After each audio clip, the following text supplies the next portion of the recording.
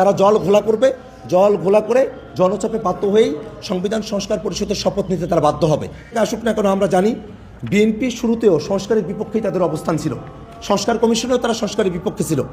যারা যখন হ্যাঁ এবং না ভোটের ক্যাম্পেইন চলে, ছাত্রদল অফিসিয়ালি তাদের অফিসিয়াল পেজে না ভোটের ক্যাম্পেইন করছে, তাদের বুদ্ধিজীবীরা না ভোটের ক্যাম্পেইন করেছে এবং শেষে গিয়ে জনচাপে পড়ে তারেক রহমান রংপুরে গিয়ে হ্যাঁ ভোটের পক্ষে তার বক্তব্য তিনি উপস্থাপন করেছেন।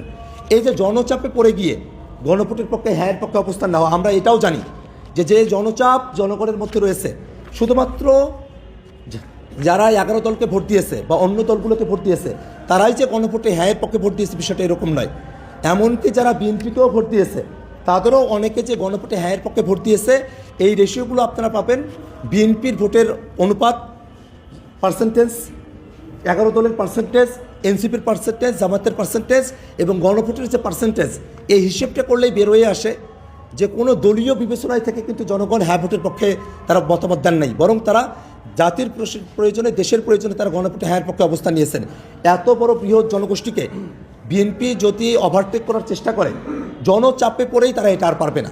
এবং আমরা জানি তারা জল ঘোলা করবে, জল ঘোলা করে জনচাপে বাধ্য হয়েই সংবিধান সংস্কার পরিষদের শপথ নিতে তারা বাধ্য হবে। এই কারণে